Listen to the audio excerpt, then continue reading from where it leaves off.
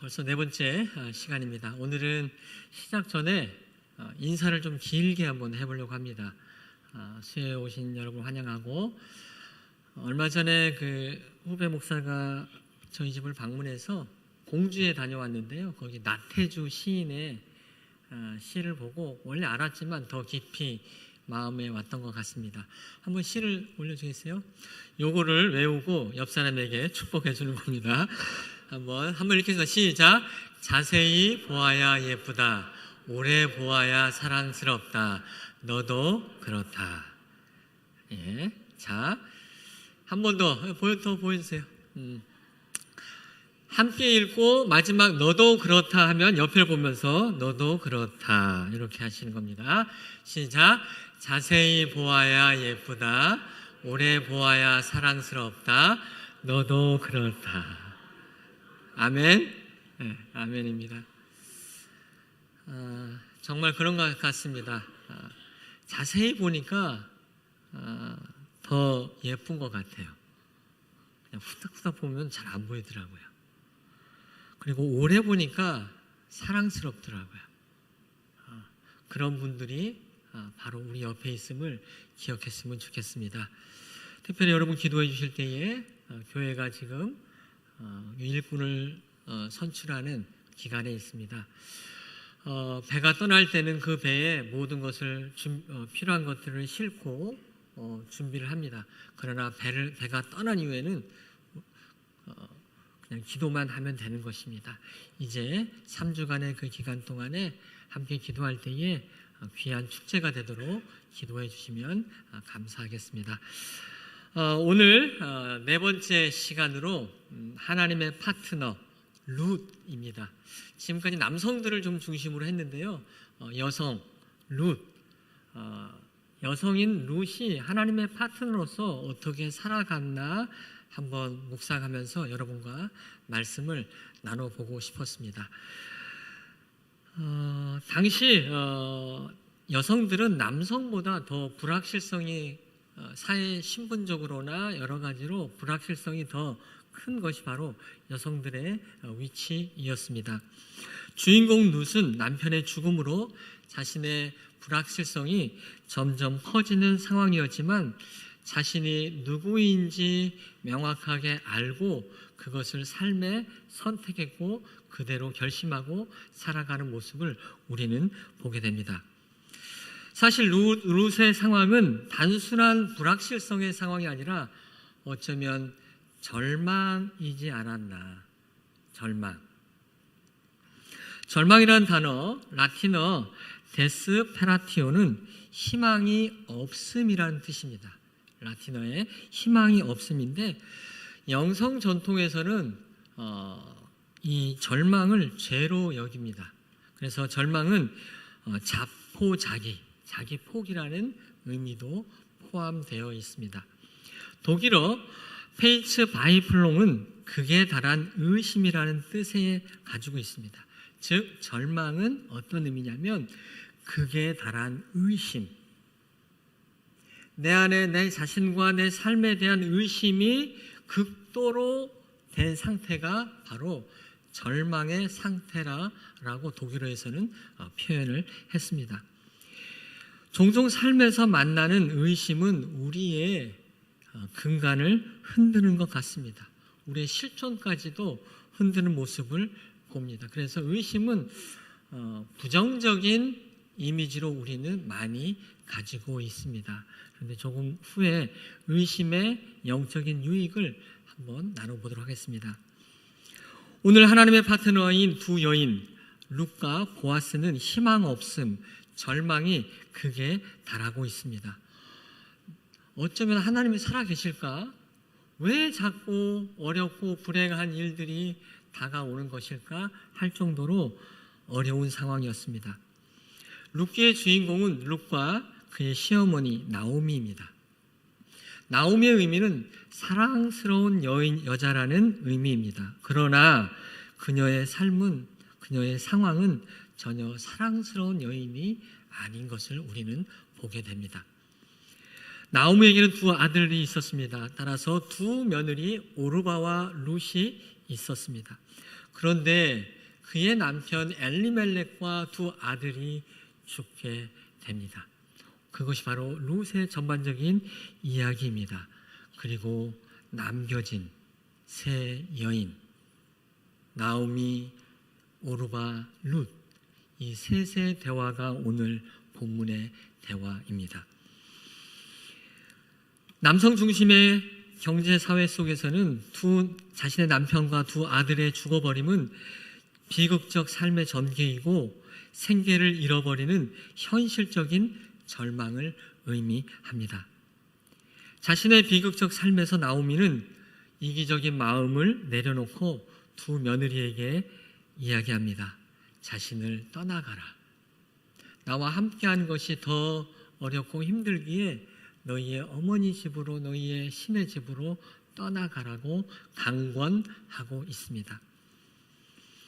두 며느리에게 자신과 함께하는 불확실한 삶보다는 좀 더 안정적일 수 있는 자신을 위해 떠나라는 요청을 하고 있는 것입니다. 그러자 오르바는 나오미와 키스를 마치고 자신의 길을 떠나갑니다. 오르바의 의미는 무엇이냐면 등을 지다, 등을 돌리다라는 말입니다. 그의 시어머니와 키스를 마치고 작별의 인사를 마치고 등을 돌리고 떠나가는 장면입니다. 우리가 살면서 참 많이 등을 돌리곤 합니다. 우리가 계속 얘기했던 하나님의 동역자들은 협조하는 게 아니라 끝까지 협력하는 관계라고 말씀했습니다. 저는 오르바의 태도가 나에게 위기나 어려움이 있을 때 더 이상 의미가 없음을 결정하고 떠나가는, 등을 돌리는 협조의 모습이라고 생각합니다. 여러분은 어떤 선택을 하실 건가요? 오르바와 룻의 상황에서 여러분에게 강권한다면 어떤 선택을 하실 예정이십니까?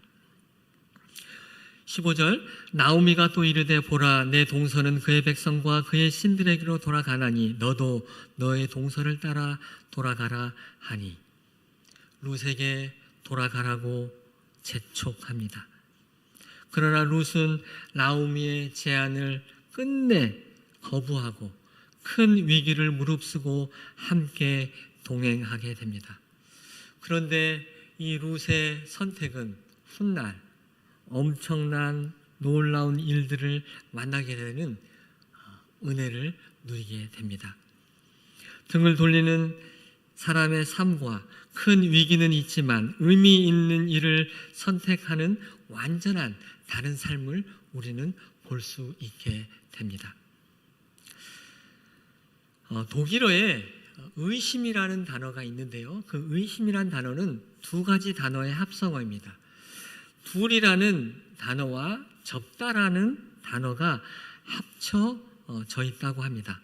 그래서 의심이라는 의미는 무엇인가 이중적으로 접혀 있다라는 것을 의미합니다. 좀 더 설명드리면 두 가지의 가능성 앞에서 드는 불확실성인 거죠. 즉 어떤 두 가지 상황 속에서 갖는 당연한 마음이 바로 의심인 것입니다. 우리의 삶은 이렇게 끊임없이 이중적인 사실을 경험하게 됩니다. 오르바도 이 두 가지의 선택에서 선택했고 의심했고 한 사람은 믿음을 가지고 동행하였습니다. 안셀롬 그리라는 영성가는 이렇게 얘기했습니다. 우리의 삶에는 빛과 어둠, 또한 하늘과 땅, 또 믿음과 불신이라는 두 가지의 요소, 즉 이중성이 우리 안에서 끊임없이 의심을 만들어낸다고 이야기했습니다. 그런데 저는 오늘 이 의심이 단순한 우리를 나쁘게 어렵게 만드는 것이 아니라 오히려 우리 인간 존재의 근원적 체험을 하게 하는 귀중한 마음의 시작이라고 생각합니다. 성경에서는 의심의 사건들이 꽤 나옵니다. 어떤 것이 있을까요? 의심하는 장면. 성경에는 의심의 사건을 통해서 오히려 하나님과 더 가까워지는 모습을 보게 됩니다.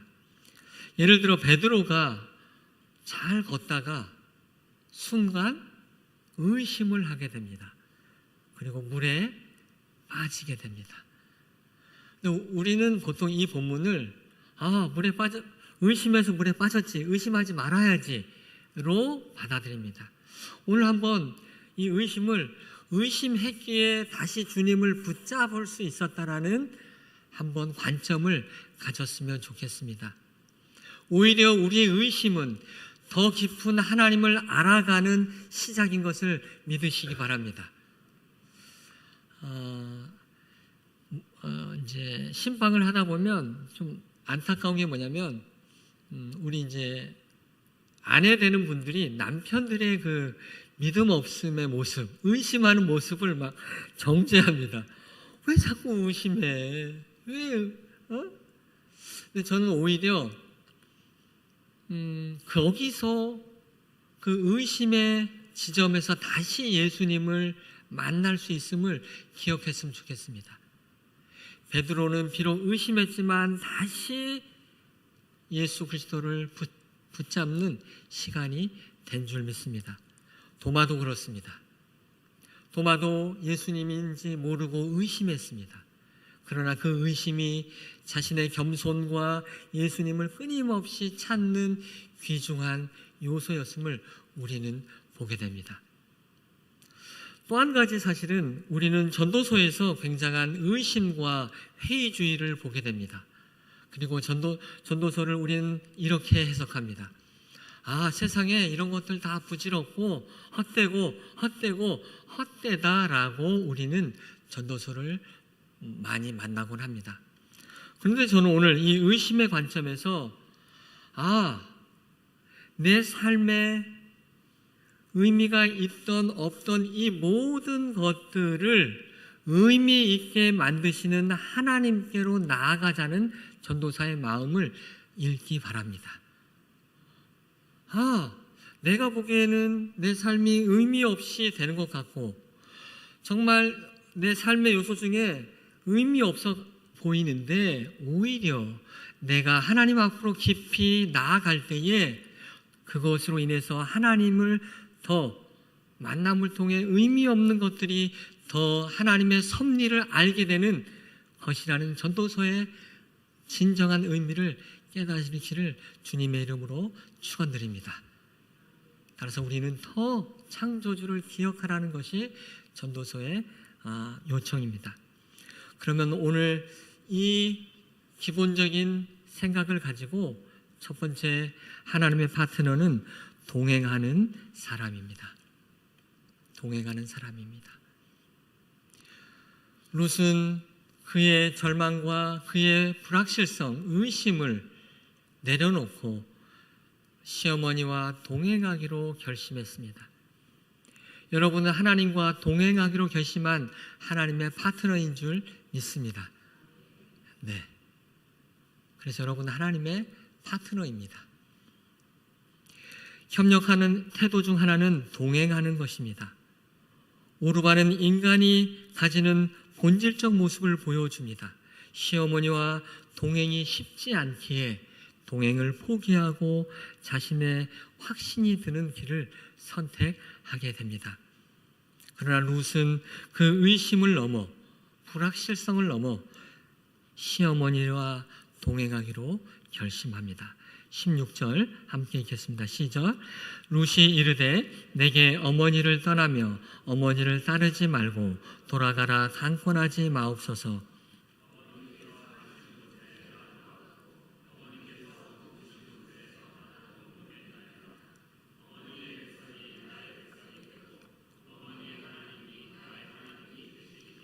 어머니의 백성이 나의 백성이 되고 어머니 하나님이 나의 하나님이 되시리니. 룻이 그 시어머니를 결정한 결정적인 마음입니다. 어머니 하나님이 내 하나님이 될 것입니다. 이 결심이 있었습니다. 이 두 가지 선택에서 그 룻이 선택한 것은 무엇이냐면 자신의 정체성입니다. 지난 시간 말씀드렸던 것은 정체성이 얼마나 우리 인생에 큰 영향을 준다는 사실을 말씀드렸습니다. 현재 자신의 삶에 일어난 사건들은 절망이고 하나님에 대한 의심이고 내가 앞으로 정말 잘 살 수 있을까라는 불확실함이었는데, 오히려 룻은 어머니의 하나님이 나의 백성이 되고 어머니의 하나님이 나의 하나님이 되신다라는 이 고백이 하게 됩니다. 즉 시어머니의 하나님이 자신의 하나님이 된 것입니다. 룻이 본 건 무엇입니까? 시어머니가 갖고 있었던 사회적인 조건들, 남편이 사라졌습니다. 두 아들이 사라졌습니다. 이 상실의 정체성, 이 상실에서 나오는 반응은 무엇입니까? 어렵겠구나. 그러나 룻은 세상적으로 눈에 보이는 것으로 자신이 누구인가를 결정하지 않았습니다. 저는 여러분에게 이 시간 강권하고 싶습니다. 여러분이 갖고 있는 것으로 자신을 평가하지 마시기 바랍니다. 룻이 잘했던 게 이거예요. 시어머니가 갖고 있었던 이 현재의 이 어려운 절망의 상황을 보지 않고 시어머니가 갖고 있었던 그 하나님의 정체성, 나는 하나님의 백성, 하나님의 딸이라는 그것으로 자신의 정체성으로 삼은 것을 기억하시기 바랍니다. 그것이 룻이 위대한 동행의 결정을 했던 결정적인 요소가 된 것입니다. 룻은 시어머니를 외형적으로 본 것이 아니라 내면에 가진 하나님의 백성으로 보고 어머니와 아름다운 이야기를 써내 가기로 결심한 것입니다. 지난주 저는 패러다임적인 암, 원인과 결과의 알무로는 우리의 인생을 해석해낼 문제들이 그렇게 많지가 않습니다. 그러면 어떤 것이 있다고 말씀드렸습니까? 바로 하나님의 이야기, 하나님 나라 이야기, 나의 이야기와 하나님의 이야기가 결합될 때 우리의 이야기는 절망의 이야기가 아니라 엄청난 하나님의 이야기가 될 줄 믿으시기 바랍니다. 드디어 두 여인은 모압을 떠나 베들레헴으로 떠나기 시작합니다. 베들레헴은 빵집이라는 뜻이 있습니다. 그래서 아마도 그 베들레헴 지역은 보리와 밀을 추수하는 기간이라고 표현되어 있습니다. 당시 규정에 의해서 밭의 한 모퉁이는 어려운 사람들로 해서 남겨두었습니다. 그런데 하루는 룻이 시어머니를 위해서 또 자신의 식량을 구하러 나갔습니다. 그런데 성경에서는 나중에 읽을 테지만 우연히 간 그 땅이, 그 밭이 보아스의 땅이었습니다. 룻은 생계를 위해 나갔습니다. 저는 이 모습이 굉장히 의미 있다고 생각합니다.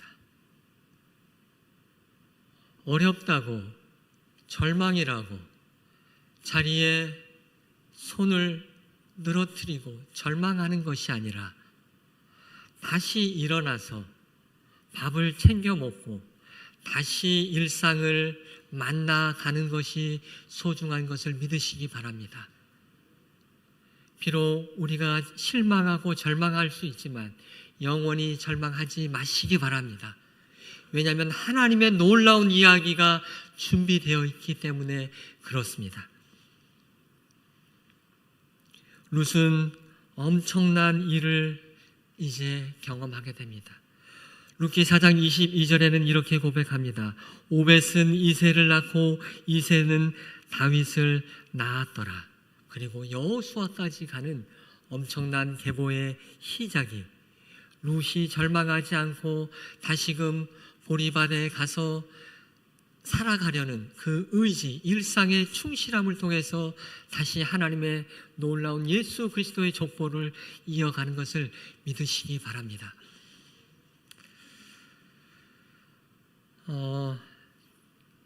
딸을 처음으로 이제 집에서 떠나보내는 일이 있었습니다. 큰딸이 이제 대학을 올해 들어갔는데요. 처음 혼자 기숙사 생활을 하면서 좀 힘들었나 봐요. 하루는 전화가 와서 아빠 상담할게 해서 몇 마디 이야기 나눴습니다. 그리고 내가 잘 살고 있나? 이런 어떤 정체성의 혼돈이 있었습니다. 그래서 그냥 평상시 하던 대로 대화를 했고, 얼마 후에 거기 임시로 출석하는 교회에서 성년식이 있고 그 예배 중에 하나님께서 어떤 마음을 주셨나 봅니다. 그 카톡 얘기를 잠깐 제가 읽어드리겠습니다. 오늘 교회에서 성년식을 해서 축하랑 사랑 많이 받았는데 예배 끝나고 기도회를 가서 받은 마음이 너무 좋아서 공유하려 합니다. 이제 그 주신 마음입니다. 너의 작은 움직임에도 내게 소중하단다. 우리의 작은 노력에서 기적을 행하시는 주님을 나를 만나기 바란다. 이런 고백을 하면서 저희에 대한 격려의 코멘트를 했습니다. 아빠 엄마가 하는 사역과 반복되는 일상이 초라해 보일지 몰라도 그런 하나님을 사랑해서 행하시는 엄마 아빠의 사소한 행위 하나하나 주님은 기쁘게 받으시고 사용하실 걸 잊지 않았으면 좋겠어요. 서로 믿음으로 걸어갈 때 한 영혼 한 영혼씩 살리는 은혜가 일어나며 그 사역의 여정이 풍성해질 줄 믿습니다. 엄마 아빠의 존재만으로 저는 살리는 은혜니까요. 네.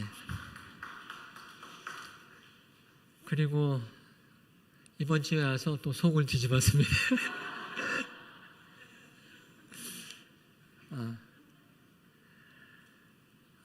그렇구나. 우리가 앞으로 뭐 할까? 이 일 내가 어떻게 처리할까? 이런 고민을 하기보다는 오히려 의미 없어 보이지만 하루하루 아직 그 뜻은 모르지만 나의 작은 이야기 하나하나들을 하나님께서 보고 계시고 그 이야기들을 엮어가시고 만들어가시는 하나님의 놀라운 이야기가 있기에 우리는 하나님과 동행할 수 있을 것을 믿으시기 바랍니다. 그래서 오늘의 여러분의 이 수요 예배, 작은 일상의 예배는 너무나 소중한 줄 믿습니다.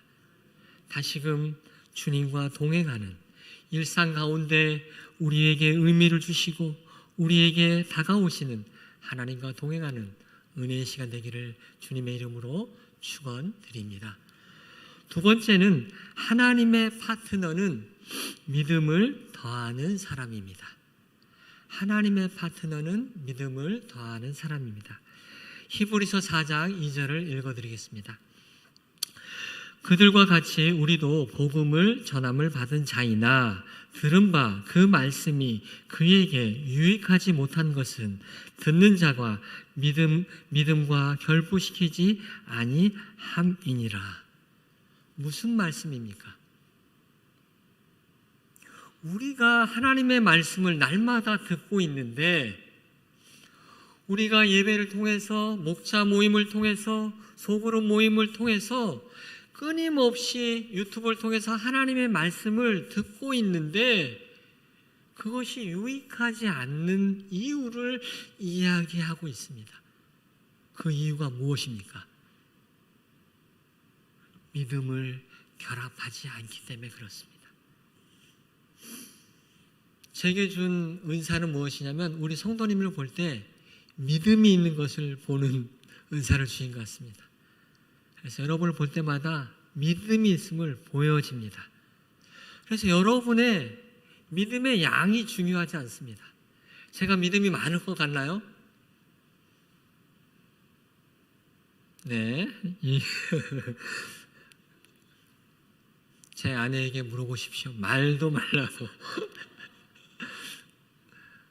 믿음의 크기, 양이 중요하지 않습니다. 믿음은 사용하는 것이 더 중요합니다. 믿음의 양이 문제가 아니라 믿음을 사용하는 것이 더 의미 있고 더 효과적인 것을 기억하시기 바랍니다. 작더라도 믿음을 결합시키기 바랍니다. 작더라도 없는 것 같더라도 믿음을 결합할 때 유익이 있음을 기억하시기 바랍니다. 룻은 그 시어머니와 동행을 결정했지만 저는 그 안에 믿음을 더한 줄 믿습니다. 왜요? 하나님의 백성이 받는 그 길을 알고 있었다고 저는 생각합니다. 우리는 예상하지 못하는 상황에서 자연 발생적인 의심을 넘어 믿음을 더하는 작업을 해야 할 줄 믿습니다. 그거는 우리밖에 못해요. 옆 사람이 우리의 믿음의 양을 모르잖아요. 우리 성적표 잘 공개 안 하잖아요. 그래서 우리가 알기 때문에 우리가 그 믿음을 더하는 작업은 우리 자신이 하나님과 끊임없이 해야 되는 작업인 것입니다. 룻은 자신의 결심에 믿음과 의지를 더하여 살아가고 있습니다. 그래서 일상을 충실하게 살아갔습니다. 17절, 어머니께서 죽으시는 곳에서 나도 죽어 거기 묻힐 것이라. 만일 내가 죽는 일 외에 어머니를 떠나면 여호와께서 내게 벌을 내리시고 더 내리시기를 원하나이다 하는지라. 그렇습니다. 룻은 삶의 끝을 본 거예요. 제가 어머니와 동행은 끝까지 가겠습니다. 이 결심이, 이 믿음이 얼마나 고귀합니까? 오히려 불확실성과 의심을 보는 것이 아니라 작지만 믿음을 더함으로 하나님의 파트너로서의 삶을 살아가는 것을 우리는 보게 됩니다. 룻기 2장 3절은 이렇게 고백합니다. 룻이 가서 베는 자를 따라 밭에서 이삭을 줍는데 우연히 엘리멜렉의 친족 보아스에게 속한 밭에 이르렀더라. 저는 이 우연이라는 단어가 너무나 이번에 묵상하면서 하나님의 섭리를 느꼈습니다. 왜 하필 많은 밭이 있는데 우연히 엘리멜렉의 가문의 보아스의 밭에 가서 그것을 줍다가 보아스가 룻을 보게 됩니다. 그리고 시어머니와 룻의 작전이 일어납니다. 하나님의 파트너에게는 우연 같지만 하나님의 놀라운 계획이 있음을 기억하시기 바랍니다. 그래서 우리는 일상에서 충실히 하나님 앞에 믿음을 더하는 길을 걸어야 되는 것입니다. 저는 하나님께서 일하는 방식을 오늘 하나 알려드리려고 합니다. 하나님께서 하나님의 나라를 확장시키는 방법이 무엇일까? 복음서에 나타납니다. 어떻게 하나님은 일하고 계실까요? 예전에 새벽예배 때 한번 했습니다. 어떻게 하나님은 하나님의 나라를 확장시킬까요? 예수님의 비유 중에 그런 비유가 있습니다. 들에 꽃들을 한번 봐라. 저 꽃이 누가 심은지 아니? 묻습니다. 모릅니다. 들에 꽃이 누가 심어서 누가 길러서 피운지를 모른다라고 얘기하면서 예수님은 바로 그것이 내가 일하는 방식이다. 내가 일하는 방식이다. 만약 내가 어떤 목적을 갖고 잘 심어서 이게 자라면 이건 내가 한 거야 라고 우리는 착각하기 쉽습니다. 그런데 정말 하나님께서 일하시는 방식은 나도 모르게 끊임없이 기도를 심고 끊임없이 믿음으로 어떤 것을 했는데 어느 시기에 하나님께서 열매 맺고 꽃피게 하는 방식이 바로 하나님의 방식인 줄 믿으시기 바랍니다. 그래서 여러분이 사역하시다가 내가 하는데 왜 이렇게 열매가 없지? 그 하나님의 방식이 아닙니다. 오히려 그렇구나. 내가 했는데 내가 열매를 보면 오히려 의심하기 바랍니다. 의심하세요. 내가 교만해질 수 있지 않나? 그래서 오히려 하나님 나라는 겨자씨와 이런 비유처럼 모르게 비밀스럽게 여러분 앞에 꽃 피우게 되는 것을 믿으시기를 주님의 이름으로 축원드립니다. 그래서 우리는 실패를 두려워하지 않고 마음껏 꽃의 씨앗을 심을 수 있는 것 같습니다. 여러분 지금 어떤 씨앗을 심고 있습니까? 절망해서 이게 될까? 내 인생 이제 어떤 의미가 있을까? 정말 하나님 저를 통해 일하실 예정인가요? 이런 절망 가운데 계십니까? 오늘 룻을 보십시오. 하나님과 동행하기로 결심하고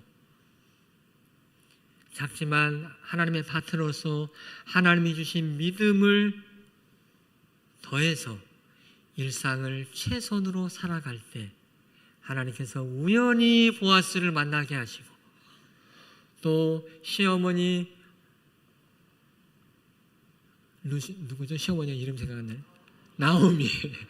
시어머니 나오미가 작전을 짭니다. 룻에게 이렇게 해서 보아스와 가까워지는 엄청난 스토리를 만나가게 됩니다. 이게 하나님 나라의 이야기입니다. 여러분 가운데 이 이야기를 써가기 위해 나는 누구인가? 나는 하나님의 백성이다. 예수님도 정체성을 먼저 세우고 사역을 하셨습니다. 마가복음 1장 10절 11절은 이렇게 말씀합니다. 곧 물에서 올라오실새 하늘이 갈라짐과 성령이 비둘기같이 자기에게 내려오심을 보시더니 하늘로부터 소리가 나기를 너는 내 사랑하는 아들이라 내가 너를 기뻐하노라 하시니라. 이거예요. 예수님조차도 하나님의 나라 일을 하기 전에 받았던 첫 일이 바로 이거예요. 너는 내 사랑하는 아들이다. 너는 내 사랑하는 딸이라. 내가 너를 기뻐한다. 이 정체성은 잊지 말으셔야 돼요. 어떤 경우가 있더라도 여러분이 사회적으로 여러 가지 상황적으로 어렵고 힘들지라도 이 정체성, 너는 내 사랑하는 아들이라 내가 너를 기뻐하노라, 이 정체성, 이거를 갖고 있을 때에 우리는 넉넉히 이 불확실성이 넘치는 이 세상을 이겨낼 줄 믿습니다. 그리고 여러분을 통해 아름다운 이야기를 써 내려가실 것입니다. 기도하겠습니다. 하나님 은혜를 감사합니다. 살다 보면 생각지도 않은 일로 우리는 절망하고 또 의심하게 됩니다. 오늘 룻의 이야기를 통해 다시금 하나님의 파트너로서 정체성을 다시 새롭게 하게 하여 주시니 감사합니다. 말씀에 의지하여 다시금 일어나서 하나님의 나라의 이야기를 써내려가는 우리 대덕 한빛교회 되도록 축복하여 주시옵소서. 이 모든 말씀 예수님의 이름으로 기도하옵나이다. 아멘.